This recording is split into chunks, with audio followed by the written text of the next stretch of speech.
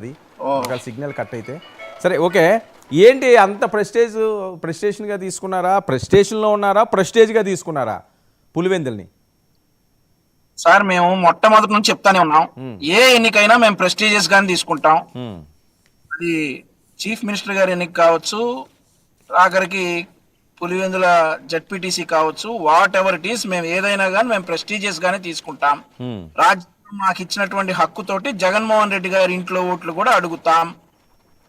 మేము చేసే మంచితోటి జగన్మోహన్ రెడ్డి గారి ఇంట్లో ఓట్లు కూడా మాకు పడతాయని మేము ఆశిస్తా ఉన్నాం. సో ఎవ్రీథింగ్ ఏదైనా కానీ ప్రెస్టీజియస్ గానే తీసుకుంటాము వర్మ గారు.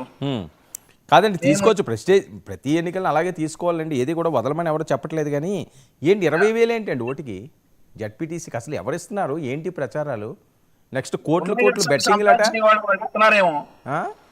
వాళ్ళు ఇస్తున్నారేమో సార్, సంపాదించేశారు కదా, సంపాదించేస్తున్నారు కదా సార్, వాళ్ళు ఏమన్నా ఇస్తున్నారేమో. ఎవరు? పేరు నాని గారు, అవినాష్ రెడ్డి గారే అంటున్నారు. ఏమని సార్ మేము ఇస్తున్నామనా? 20,000 ఇస్తున్నారు ఓటుకి, 10 నుంచి 20,000 ఇస్తున్నారని. పేరు నాని గారు, అవినాష్ రెడ్డి గారు అనే మాటలు కూడా నమ్ముతారా సార్ జనాలు? అదేంటండి వాళ్ళు? ఏంటి సార్ 20,000 అంటే ఏంటి సార్ ఈ రోజుల్లో మాటల? 20,000 ఇచ్చేస్తున్నారు, ఇంకా ఓటుకి 20,000 ఇచ్చేస్తున్నారు అంటే నిజంగానే ఇస్తున్నారేమో అనుకుని మరి పులివెందుల ప్రజలు కూడా మరి ఈ డబ్బు ఎక్కడి నుంచి వచ్చిందనేది కూడా ఆలోచిస్తారు. ఏదైతే మరి వైఎస్ఆర్ కాంగ్రెస్ పార్టీ హయాంలో వాళ్ళు సంపాదించిన డబ్బులు ఏమన్నా ఉంటే వాళ్ళు ఏమన్నా ఇస్తా ఉన్నారేమో. మేమైతే అంత డబ్బు ఇచ్చే ఇది లేదు, మాకంత అవసరం కూడా లేదు సార్. ఎందుకంటే ఈరోజు ప్రజలు క్లియర్ గా ఉన్నారు. పులివెందుల్లో ఐ రిపీట్, జగన్మోహన్ రెడ్డి గారి ఇంట్లో ఓట్లు కూడా మాకు పట్టానికి రెడీగా ఉన్నాయి. సో ఎందుకు సార్ ఇంకా డబ్బులు 20,000 అని పేరు నాని గారు, ఈ అవినాష్ రెడ్డి గారు టాపిక్ డైవర్ట్ చేస్తారు. వాళ్ళకి ఏదో ఒకటి చెప్పాలి కాబట్టి చెప్తారు, 20,000 ఇస్తారు అంత ఇస్తారని. అవన్నీ ఎట్లా సార్? దానికి ఉంటే ఆథెంటిసిటీ ఏంటి సార్? 20,000 ఇస్తున్నారు, ఎన్నేసి ఆథెంటిసిటీ ఏంటి సార్? ఏదో ఒకటి మాట్లాడాలి కాబట్టి ఇప్పుడు ఓటమికి సాకులు చెప్పాలి సార్. ఇప్పుడు రేపు రాబోయే ఓటమికి సాకులు చెప్పాలి. వాళ్ళు 20,000 ఇచ్చారు అందుకే వాళ్ళు గెలిచారని చెప్పేసి సాకు ముందుగానే చెప్తా ఉన్నారు. ఈయన నిన్న అవినాష్ రెడ్డి గారు అనుకుంటా ప్రెస్ ముందుకు వచ్చేసి పోలింగ్ బూతులు మార్చేశారు అది ఇదని చెప్పి వాపోతా ఉన్నాడు.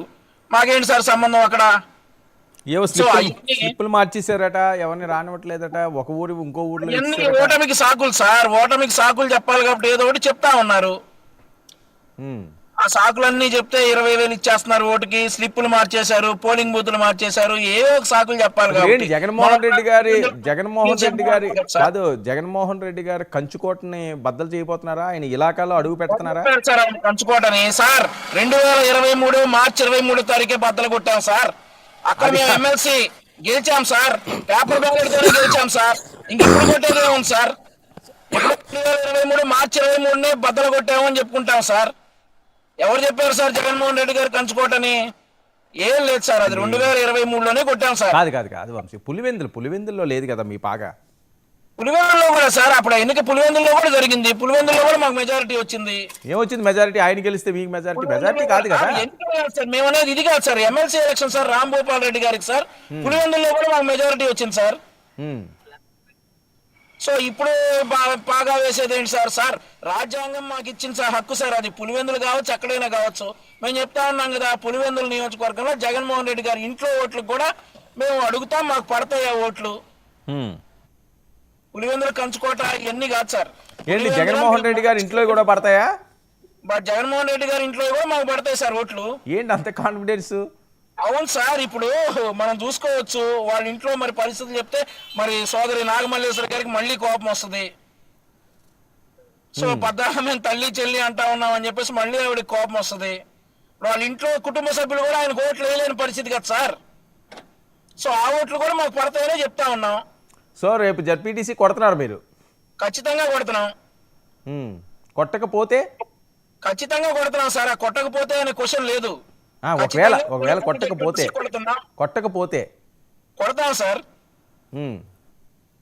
సరే డిస్కస్ చేద్దాం ఖచ్చితంగా. మల్లేశ్వర్ గారు ఏంటండి